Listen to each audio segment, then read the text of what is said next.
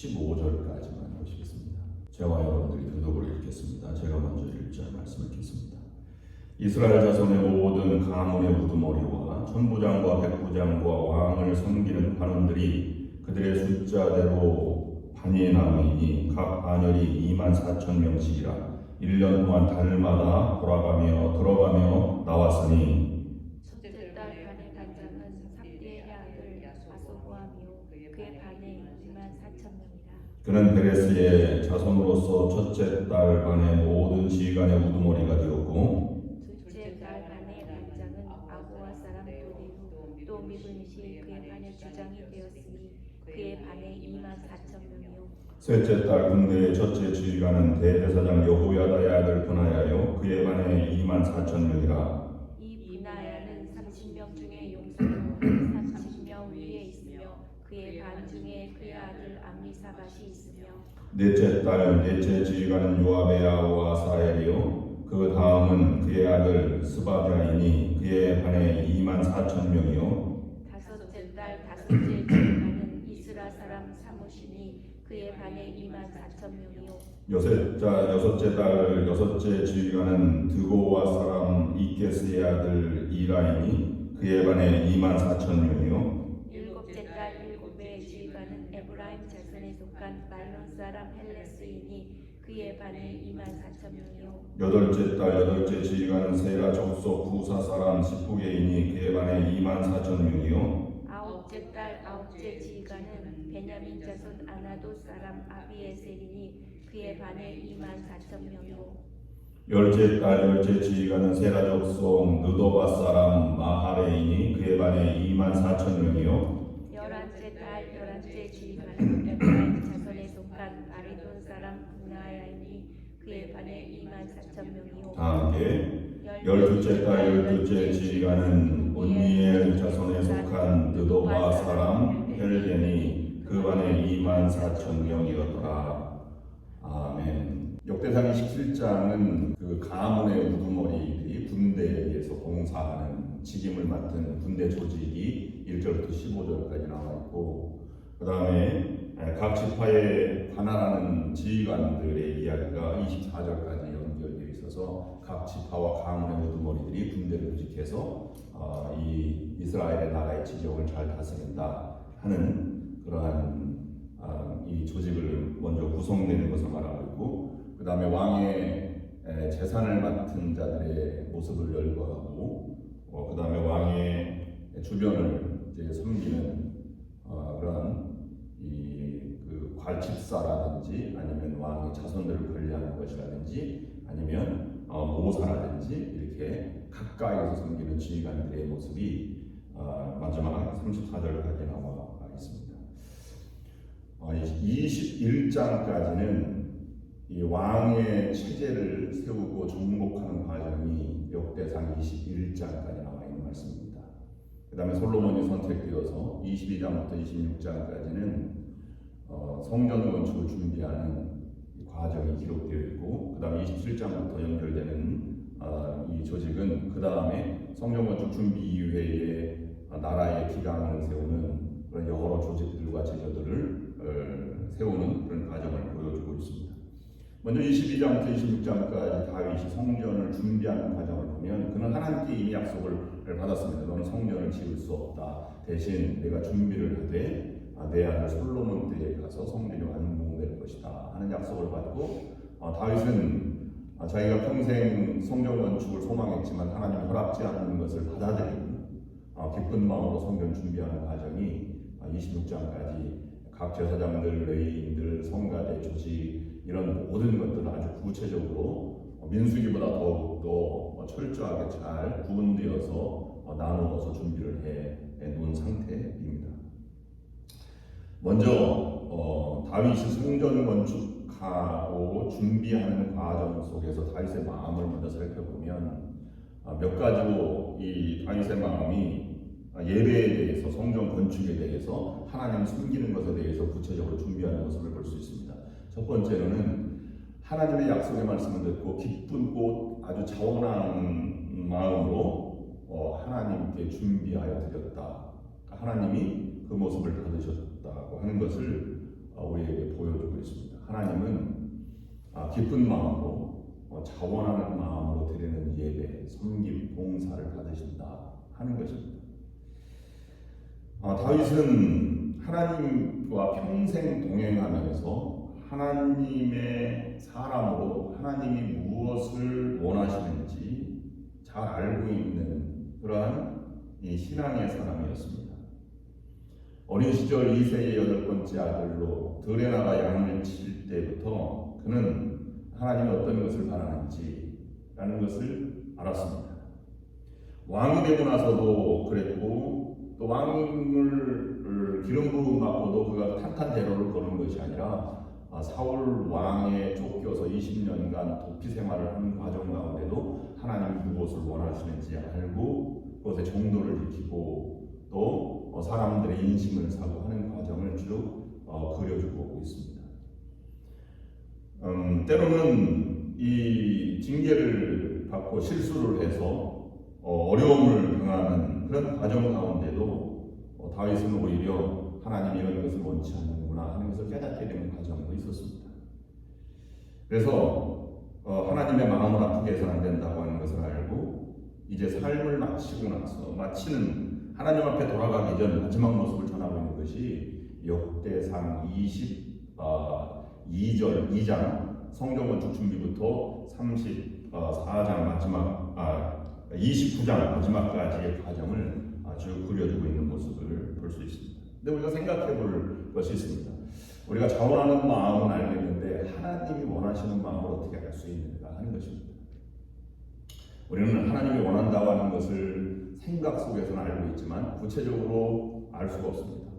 다윗은 하나님의 마음을 알았던 사람이었기 때문에 그가 실수를 했음에도 불구하고 하나님께서는 한마디로 그 다윗을 평가하셨는데 다윗은 하나님의 마음에 합한 사람이었다라고 기록하고 있습니다. 그것은 하루아침에 되지 않는다는 것입니다. 우리가 부모님을 평생 모시고 살아도 부모님이 무엇을 원하는지 잘 알 수가 없습니다. 간단히 단순하게 안다, 하루아침에 되는 것이 아닙니다. 부모님이 어떤 음식을 좋아하고 어떤 음악을 좋아하고 어떤 이 지역을 좋아하고 무엇을 하시는지 좋아하는지는 평생 녹아있는 것이죠. 그래서 잘 알 수 없는 것입니다. 부부가 수십 년을 살아도 새롭게 발견되는 순간들이 있습니다. 내 예전에는 몰랐는데 이런 분이었구나, 이런 사람이었구나 하는 것을 깨닫는 순간이 있게 된다는 것이죠. 여러분 노부부에 의한 닭다리 이혼 사건 아십니까? 대표적인 것이죠. 유명한 일화로 소개하고 심리학에서 많이 활용되는 그런 예인데 여러분 아시는 거지만 다시 한번 점검해 보면 이렇습니다. 수십 년간 함께 살았던 노부부가 성격 차이가 이혼 목적에 섰습니다. 변호사를 대동하고 이혼해서 이제 더 이상 살 수가 없습니다. 황혼 이혼을 신청해서 썼습니다. 그 법정에서 다 변론을 하고 그 다음에 점심 식사를 변호사랑 같이 앞에 있는 법원 앞에 있는 식당에서 식사를 하게 되었습니다. 그 점심 메뉴는 통닭이었습니다. 마지막인데 남편 할아버지가 닭 날개를 뜯으면서 당신 그 할머니 앞에 이렇게 놓아주면서 당신 먼저 들게나 이렇게 했습니다. 기뻐할 줄 알았는데 이 할아버지는 닭 날개를 제일 좋아해서 그걸 자기가 자기 먹지 않고 아내에게 준 것, 마지막 준 것인데 아내가 벌떡 화를 내면서 당신은 늘 이런 식이었어요. 나는 닭다리가 제일 먹고 싶었는데 제일 좋아하는데 늘 당신은 닭 날개를 먼저 주었어요. 이 변호사는 그날따라 닭 날개를 주면서 너무 다정한 모습을 보면서 화해해서 이제 이혼을 안 할 수도 있겠구나라고 생각했는데 파탄이 된 것입니다. 그래서 다 박차고 할머니가 나가버렸습니다. 그날 밤 생각해보니까 할아버지가 너무 한 것 같아요. 내가 한 번도 안 물어본 것 같아요. 당신은 무엇을 좋아하고 날개를 좋아하는 줄, 내가 제일 좋아하는 걸 당신 좋아하면 당신은 닭다리를 좋아하는 걸 내가 한 번도 묻지 않았고요. 그래서 전화를 했답니다. 전화를 받았겠어요? 안 받았어요. 아무래도 안 받는 거예요. 할머니가 전화 올리는 걸 보고 배터리를 빼놨습니다. 아침에 자고 났더니 그래도 내가 먹고 싶은 닭다리였는데 당신 평생 준 거요. 나는 30년간 닭다리만 먹었어. 라고 할머니가 얘기할 때 할머니가 그래도 남편이 묻진 않았지만 자기가 소중한 것을 주었구나 라고 생각을 했다. 아침에 전화할 때 전화를 받지 않는 거예요. 나중에 알고 봤더니 연락이 왔습니다. 할아버지가 돌아가셨습니다. 그래서 할아버지 집에 가서 할아버지한테 봤더니 마지막 셀폰에 문자를 남긴 것이 담겨 있었습니다. 여보, 미안해. 사랑해. 사랑해. 라고 있었다는 것 아니겠습니까? 다른 사람이 원하는 걸 안다는 것은 힘든 거예요. 하나님의 마음을 안다는 것도 힘든 겁니다. 내가 하나님께 해드린다고 다 하나님이 좋아하시는 것도 아닙니다. 다윗은 자원하는 마음으로 하나님이 원하는 것을 잘 알았기 때문에 훌륭한 왕이 될 수 있었던 것입니다. 그래서 이 모든 것을 다 준비하고 봉헌식 할 때 마지막 29장에 보면 이 하나님 기쁜 마음으로 이렇게 자원하는 마음으로 드리게 한 것을 너무 감사드립니다. 우리가 무엇이 간에 하나님을 기쁘시게 하겠습니까? 이렇게 감동하는 모습을 보여주고 있습니다. 사도 바울도 고린도후서에 보면 각각 정한 마음대로 할 것이요 인색함으로나 억지로 하지 말지니 하나님은 즐겨내는 자를 사랑하십니다. 이 자원하고 즐겨하는 마음, 이것이 신앙의 기본인 것입니다. 두 번째, 우리가 예배 또는 성전을 준비하면서 하나님 섬기면서 다윗이 했던 것은 준비하는 거잖아요. 이 준비는 드리는 것입니다.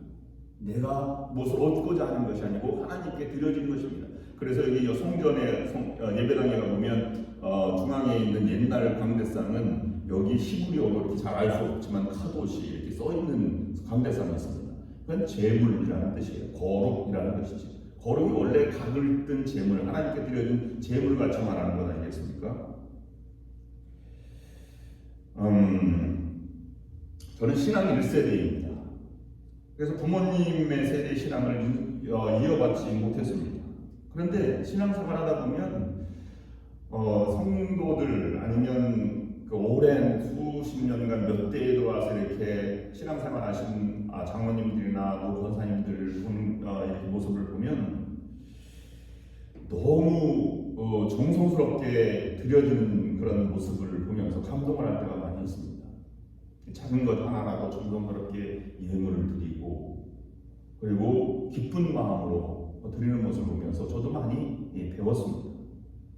하나님께 기쁨으로 드리는 것, 이것이 그 예배의 가장 기본입니다. 그래서 예배 구성에는 꼭 4가지가 포함됩니다.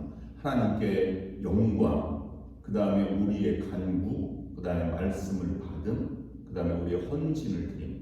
헌신이라고 하는 것은 예물뿐만 아니라 교제, 나눔, 친교, 코이노니아 다 포함되는 것입니다.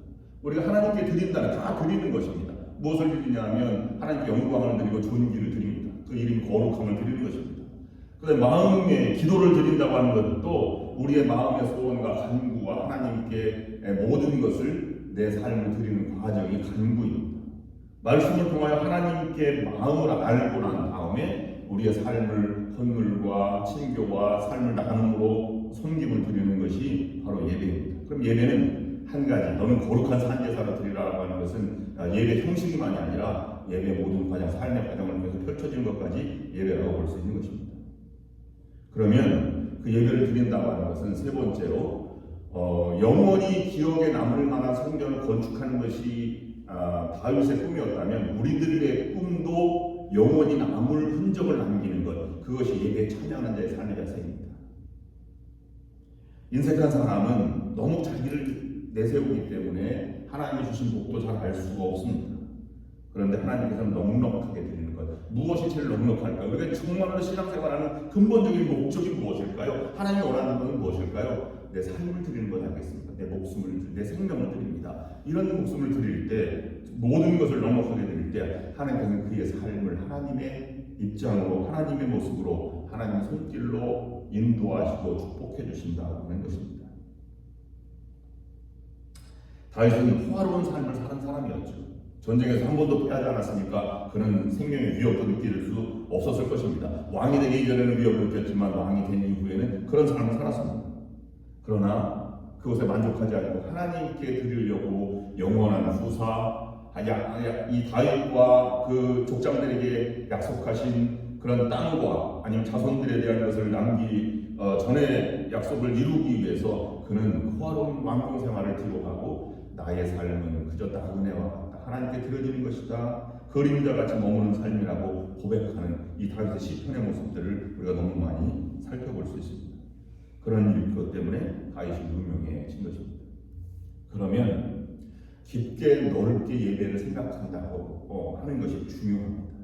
27장에 보면 예배와는 전혀 상관없고 그 다음에 성전 건축과는 상관없는 27장부터 그 다음에 29장까지가 이제 마지막인데 28장에는 다윗이 성전 건축을 지시하는 장면이고 29장은 성전에 쓸 예물과 다윗의 감사기도 유언 이렇게 준비되어 있는데 유독 27장만은 군대 조직, 그 다음에 지파 조직, 그 다음에 왕의 재산 관리, 그 다음에 왕의 사사들과 주변 아주 가까운 지인들의 소개를 하면서 성전 건축과는 상관없는 것 같은 이야기를 기록해주고 있습니다.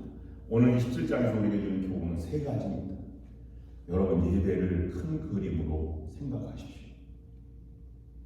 예배를 단순하게 드리면 예배를 드리는 것입니다. 정성스럽게 와서 예배를 드리고 그 다음에 기도하고 돌아가는 것이 예배입니다. 그러나 깊이 생각해보면 예배는 삶의 중심이자 최고의 순간입니다. 평소의 삶을 열심히 살지 않았다면 예배가 감격적으로 드릴 수 없습니다. 회개의 예배만, 회개의 기도만 드리게 되는 것이죠. 근데 삶을 최선을 다해서 살았습니다. 그리고 성전 예배를 드렸습니다. 감사와 감격의 예배죠. 다시 이 말씀을 들고 또 나아갑니다. 최고의 예배를 드리는 것입니다.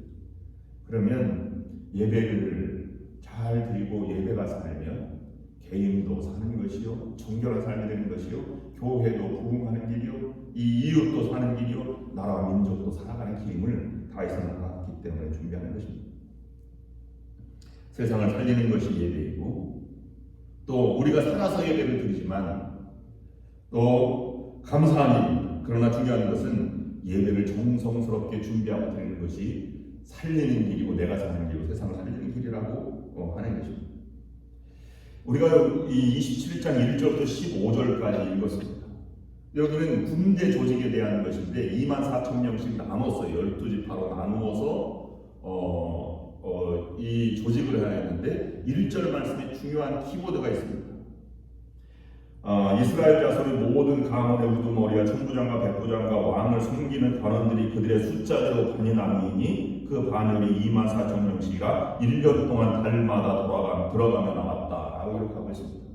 군대를 조직했는데 24,000명씩 왕궁을 지키는 것이고 나라를 지키는 것입니다. 성전을 지키는 것이고 성전 건축을 위해서 준비하는 과정인데요. 12지파 24,000명씩 나올 때 한 달씩만 돌아가면서 12지파가 군대를 운영하도록 그렇게 되어 있습니다. 그럼 나머지는 무엇을 할까요? 11달은 자기 생업에 종사하도록 하였습니다. 생업은 주로 농사를 짓는 것입니다.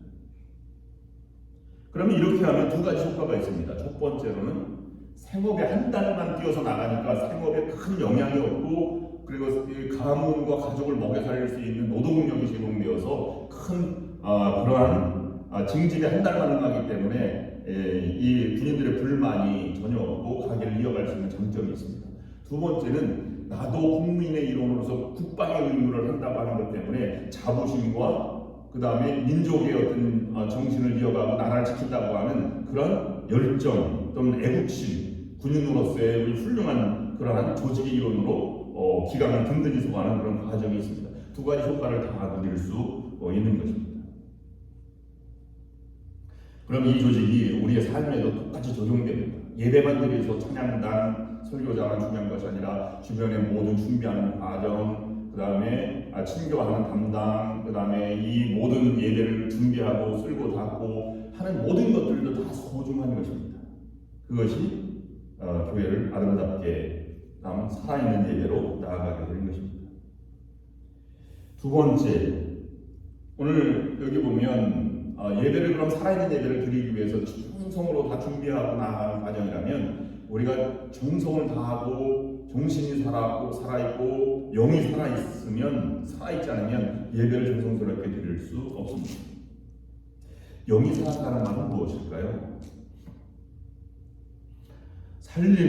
군인은 살리는 사람입니까? 죽이는 사람입니까? 군인은 전쟁터에서 방어하고 죽이는 사람이지. 영이 살았다라고 하는 말에 오늘 본문의 특징이 있습니다. 나머지 11달은 군인이 아니라 생업에 종사하는 농부입니다. 주로 그때는 농경 문화였으니까 그렇습니다. 그러면 그러면 11달의 직업이 중요합니까? 아니면 한 달이 더 중요합니까? 11달에 자기의 본업이 있는 것이 이름을 부르는 것이죠. 그래서 그들은 군인이라고 부르기보다는 직업 군인이 아니라 이 돌아가면서 하는 부역 군인이니까 농부입니다. 농부이면서 군인의 역할을 한 달씩 감당하는 것이죠. 원래 직업은 농부입니다. 그러면 농부는 여러분 농사를 지어봤지만 씨앗을 뿌리고 살려고 가꾸는 것이죠. 그럼 살리는 사람이 이 예배를 드리고 나라를 지키고 이렇게 하는 것과 연결되어 있다고 하는 것입니다. 이것이 잘 드러나는 것이 느헤미야가 성벽을 재건할 때 칼을 차고 성벽을 재건하였다고 했습니다. 그는 새로 세우지만 그것을 다시 세우기 위해서 준비를 다 하고 나아가는 그런 모습을 그려주고 있는 것입니다. 농사를 실제 지어도요, 성경에 있는 안식년제도 또 안식일제도 삶이 사람이 6일을 일하고 하루 쉬는 것은 오랜 전통이고 성서적 논리이기 때문에 이것을 바꿀 수 없다고 하지 않습니까? 또 땅을 지어보면 농사를 지어보면 6년 동안 똑같은 작물을 재배할 수 없어요. 여러분 앞에 있는 텃밭도 같은 작물을 계속 재배하면 잘 안 됩니다. 6년을 하면 1년 동안 쉬어야 합니다. 그래서 쉬는 것이 안식년제도이죠. 그래서 나그네들과 아니면 다른 사람들이 와서 그것을 농산물을 차지하도록 그렇게 하는 것이 성서적 원리 아닙니까? 여러분 쉰다고 하는 것이 쉬는 것입니까? 그렇지 않습니다. 휴가를 가도 여러분 휴가 가면 차를 타고 멀리 가서 계곡이나 이렇게 가서 쉬었다고 해요. 그럼 휴가 갔다 오면 훨씬 더 피곤합니다. 휴가라고 하는 것, 쉰다고 하는 것, 이런 것은 다른 말로 얘기하면 새로운 것을 받는다는 개념입니다. 휴가 가서 새로운 이 자연의 경관을 바라보면서 대자연의 신선함을 맛보고 다시 돌아옵니다. 어떤 사람은 휴가를 갈 때 혼자 가지 않습니다. 혼자 가서 쉬면 좋을 것 같은데 친구들과 같이 가족이 함께 갑니다. 친구들과 교제를 하면서 나누는 것도 새로운 것을 받는 것입니다. 예배 드리러 주일 나오는데 여러분 안식일을 위해서 아무것도 안 하고 예배만 드릴 수 없습니다. 예배를 준비하는 과정도 식사를 준비하는 과정도 또 너무 힘든 과정이죠. 왜 그렇습니까? 새로운 에너지를 충전하고 사람의 교제를 나누고 이렇게 그것이 쉬는 것입니다. 새로운 세계에서 새로운 공동체를 만들어가고 새로운 영을 받아서 하는 것, 영이 살아있다고 하는 것은 새로운 것을 받아들일 준비가 되어 있다고 하는 것입니다. 그래서 영이 살아있는 사람이다, 믿음이 있는 사람이다 라고 하는 것은 하나님을 믿는 믿음도 있지만 그가 믿음을 표출할 수 있는 인격도 있고 또 말씀을 늘 묵상하며 기도 생활을 하면서 또 성령을 충만해서 늘 인자한 은혜로운 모습을 간직하는 사람을 우리는 영이 살아있는 분 이렇게 표현하는 것입니다. 마지막으로 오늘 이 27장이 전해지고 있는 군인들은 농사를 지으면서 또 군대 북방용임을 하면서 쉬면서 다시 예배를 드리고 준비하는 과정 이 모든 것을 표현했다고 하면 살아있는 예배가 영적 질서를 잡는 세계를 살리는 과정입니다. 32절부터 34절까지 마지막 부분에 우리가 읽지 않았습니다만은 거기는 다윗의 숙부 요나단이라는 말이 나오고 그 다음에 거기에 지혜가 있어서 모사가 되었고 서기관도 되었고 그 다음에 여히엘은 왕자들의 수종자가 되었다, 왕자들의 사사, 선생님이 되었다 이런 표현들이 나옵니다. 그 다음에 가장 아이도벨의 뒤를 이은 요압은 왕의 군대 지휘관이 되었다. 가장 충성스러운 지휘관을 나열하면서 가까이 있는 사람들을 묘사하고 있습니다. 왜 그랬을까요? 가까이 있는 사람들의 모습을 보여주고 싶은 것입니다. 요압은 정복 전쟁에서 승리한 장수입니다. 그가 지난번에 블레셋 군대를 점령해 나아가고 모압 군대를 점령해 나아갈 때 너무 그 좁은 길을 보냈다가 수치를 당한 모습을 보고 나서 요압 장군이 정예 부대를 보내서 기습해서 정복하지 않습니까? 그래도 불구하고 정복한 그 성을 점령하고 왕을 포위할 때 다윗을 불러서 다시 출정식을 하고 그에게 승리를 안겨주는 모습을 바라보면서 전해주면서 가까이 있는 사람일수록 하나님을 잘 섬기는 사람일수록 마지막은 겸손하고 겸비한 사람에게 의해서 예배가 상당히 것을 전해주기 위한 것입니다. 그런 준비 과정을 통해서 하나님이 원하시는 공동체, 하나님이 원하시는 교회, 하나님이 원하시는 그러한 지도자, 하나님이 원하시는 예배를 드리는 것이 삶에 가장 중요하다고 말씀하고 있는 것입니다. 오늘 여러분들도 예배를 큰 그림으로 그리시기를 바랍니다. 그리고 늘 예배 드리면서 새로운 것을 받아서 새로운 세계를 향해서 승리하는 믿음으로 나아가는 여러분들이 될 수 있기를 원합니다. 그런 기도 제목을 드리겠습니다. 이런 기도 제목을 가지고 오늘 하루 기도하시기를 바랍니다. 하나님이 보시는 큰 그림의 예배를 드리게 하옵소서. 영이 살아있는 성도가 되게 하소서. 세상을 살리는 성도의 예배가 되게 하옵소서. 기도하시겠습니다. 하나님, 우리가 예배를 준비하고 드리면서 큰 예배의 그림을 다윗처럼 보게 하여 주시옵소서. 우리가 살아서 예배를 드리는 것도 중요하고 아주 소중합니다. 더 나아가서 우리 예배가 살아서 나도 살고 세상도 살리는 믿음의 성도, 믿음의 교회, 살아있는 예배의 교회가 될 수 있도록 축복하여 주시옵소서. 먼저 우리의 영이 성령의 능력으로 회복하게 하시고 큰 예배, 큰 믿음으로 예배에 참여하는 우리 믿음의 성도들이 될 수 있도록 인도하여 주시옵소서. 예배를 드리면서 감격스러운 예배가 되어지게 하여 주시고 하나님의 마음을 알아가는 그런 과정을 늘 묵상하면서 하나님의 합한 믿음의 성도가 될 수 있도록 축복하여 주시옵소서. 예수 그리스도의 이름으로 간절히 기도드리옵나이다. 아멘. 이제는 우리 주 예수 그리스도의 은혜와 하나님 아버지의 극진하신 사랑하심과 성령의 역사님도 교통하시니 오늘 예배를 마치고 나아가는 그리고 하나님 앞에 진실되게 기도하고 나아가는 모든 성도들 위에와 저들의 가정 위에 그리고 우리 좋은 연합감리 교회 위에 지금부터 영원토록 함께하옵시기를 간절히 축원하옵나이다.